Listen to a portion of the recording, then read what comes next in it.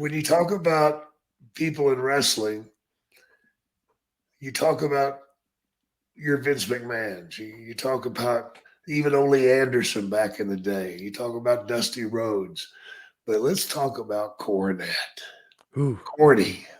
That's what I called him, Corny.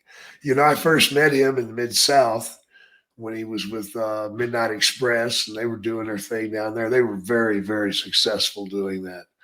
With the Rock and Roll Express, the Midnight Express. Those guys, they packed them in the arenas, man. They sold out everywhere. It was really awesome. But then to go to Smoky Mountain, that was a step.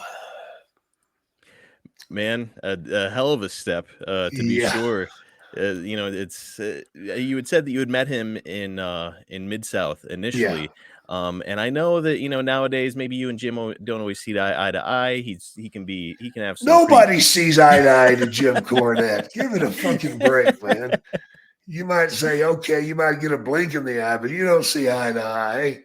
Nobody can. Yeah, it seems like pretty much anybody who's in his stratosphere eventually gets crossways with him, and that's just Jim Cornette. I will say though, he has always expressed a lot of respect for your work and everything I've Yeah. heard.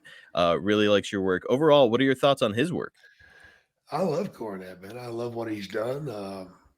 Sometimes I don't agree with what he's trying to get done in the ring, but hell, that happens. I was once told there's no such thing as a bad idea when it comes to doing things in the ring.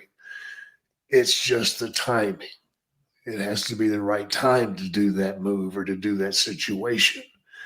So Cornette would come up with things. I mean, I know when I was in the WWF, WWE, he was part of the team that wrote television and everything, and we didn't always agree in there, but that's the reason he's there. He's there to make you think outside the box. Mm-hmm. And when you come to Jim Cornette, you don't even look at the box; you look at the what's behind the curtain. Old school guy, like him or not, Yeah, agree with him or not, he's got this old school wrestling mentality, and that's not a bad thing in many yeah. cases. You might not always agree with his delivery, but a lot of the stuff that he says, he's not wrong. No, he's not. And there's one thing that Cornette has more than most, and that's the passion that he has for wrestling. I don't think there's many people out there that have more passion than he does.